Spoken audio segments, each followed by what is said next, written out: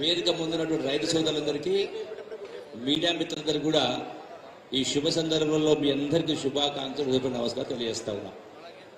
ఈ కార్యక్రమం యొక్క ముఖ్య ఉద్దేశం సవివరంగా పెద్దలు వ్యవసాయ శాఖ మాత్రం వివరిస్తారు.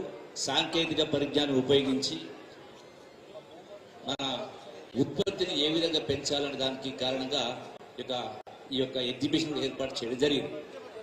ఈ రోజున రైతాంగానికి సంబంధించి ఈ ప్రభుత్వం ఎన్ని చెయ్యాలనో ఏది తక్కువ చేయకుండా అన్ని చేసే ప్రయత్నం చేస్తూ ఉంది. నేను మళ్ళీ దాని గురించి వివరించాల్సిన అవసరం లేదు. గత ప్రభుత్వాలు చేసినటువంటి ఏ కార్యక్రమాన్ని ఏ స్కీమును కూడా మానకుండా 100% కొనసాగిస్తూ దానికి అదనంగా ఇలా రాష్ట్ర ఆర్థిక పరిస్థితి ఒక విషయం చెప్పాల్సిన అవసరం ఉంది. కాబట్టి రైతు సోదరులు తెలియజేస్తారు. ఎందుకంటే ఇలా రకరకాలు జరుగుతూ ఉంటాయి. వాస్తవంగా ఈ రాష్ట్రాన్ని 64 సంవత్సరాల పాటు కాంగ్రెస్ తెలుగుదేశం పార్టీ పరిపాలించింది. 21 మంది ముఖ్యమంత్రులు పరిపాలన చేసింది.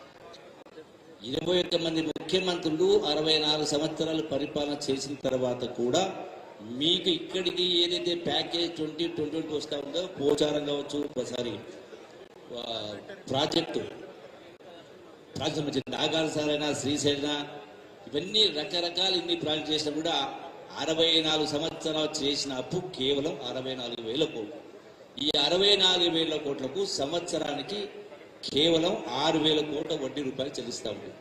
కానీ గడిచిన 10 సంవత్సరాల కాలంలో ఒక ప్రభుత్వం ఒక ముఖ్యమంత్రి చేసిన డబ్బు మొత్తం కలిపి సుమారుగా 8 లక్షల కోట్లు. ఈరోజు నెలకు 6,000 కోట్ల రూపాయలు వడ్డీ చెల్లించాల్సి వస్తుంది. సంవత్సరానికి 75,000 కోట్ల రూపాయలు.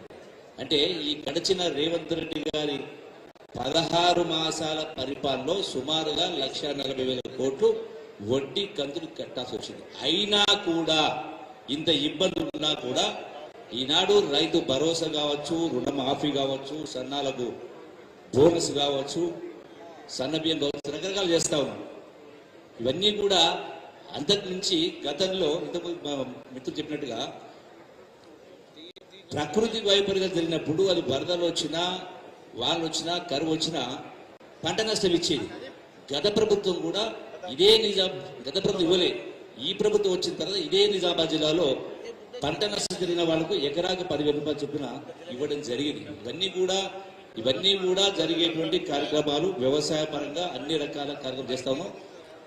ఇరిగేషన్ పైపు సంబంధించి కూడా గడిచిన వారం రోజుల క్రితమే ఈ రోజున పోచంపాడు ప్రాజెక్టు నుంచి ఏదైతే ప్యాకేజ్ 2021, 22A ఇవన్నిటికి సంబంధించి కూడా సమీక్ష నిర్వహించడం జరిగింది. ఆ సమీక్ష ద్వారా గౌరవ మంత్రి గారు కూడా సానుకూలంగా స్పందించి ఈ యొక్క కాలువలను కూడా పూర్తి చేయడానికి ఈ ప్రభుత్వం కొనసాగించే కార్యక్రమం చేస్తూ ఉంది. అవి పూర్తి అయితే కొన్ని లక్షల ఎకరాలకు సాగు కావడం పడగా మిగిలినటువంటి వాటిని కూడా ఆ యొక్క స్టెబిలైజేషన్ జరిగే కార్యక్రమం జరుగుతుంది. అంటే ఇది ఒక వైపున. దీంతో పాటుగా ఈ రోజున రైతాంగానికి ఒక సూచన ఏంటంటే, ప్రధానంగా ₹1 పెట్టుబడి మిగిలితే ₹1 సంపాదించినట్టే లెక్క. ఇలా ఇంత పెట్టుబడులు పెట్టి ఇంత కాయకష్టం చేసి మనం తరతరాల నుంచి తాత ముత్తాతల నుంచి కూడా వ్యవసాయం చేస్తూ ఉన్నాం. దీనికి తోడు ప్రభుత్వం కూడా అన్ని రకాల సంక్షేమ అభివృద్ధి కార్యక్రమం చేసే కార్యక్రమం జరుగుతూ ఉంది. మరి అయినా కూడా ఈ రోజున వ్యవసాయం సమయం వచ్చిందంటే మళ్ళీ అప్పులు అడిగే పరిస్థితి వస్తూ ఉంది. సో దీనికి సంబంధించి ఒకసారి మనం ఆలోచించాల్సింది, మీరు కాయకష్టం చేసినటువంటి సంపాదన కావచ్చు, తరతరాల నుంచి కావచ్చు, ప్రభుత్వం చేసిన ఇవన్నీ కూడా మళ్ళీ ఈనాడు ఈ అప్పుల స్థాయి పరిస్థితి వస్తూ ఉందంటే దాని ప్రధానంగా మనకు వచ్చిన ఆదాయాన్ని ప్రధానంగా ఈ రోజున చదువుల పేరు మీద, కార్పొరేట్ చదువుల పేరు మీద, అట్లాగే హాస్పిటల్ పేరు మీద ఇలా ఎక్కడ చూసినా ఏ హాస్పిటల్ పడకుండా వేలాది మంది జనాలు లక్షలాది రూపాయలు ఖర్చు పెడతా ఉన్నారు. అంటే ఆనాటి వ్యవసాయ పద్ధతి వేరు, ఈనాడు మిషన్ వచ్చింది. కాబట్టి ఇలా చదువుల పట్ల, మీ పిల్లల జాగ్రత్త పట్ల, అట్లాగే ఆరోగ్యాల పట్ల మనం కొన్ని జాగ్రత్తలు తీసుకుంటే అది కూడా మనం లక్షల రూపాయలు మనం పొదుపు కార్యక్రమం జరుగుతుంది. కాబట్టి సమయం లేదు కాబట్టి సవివరంగా మరొకసారి చెప్పే కార్యక్రమం చేస్తా ఉన్నది.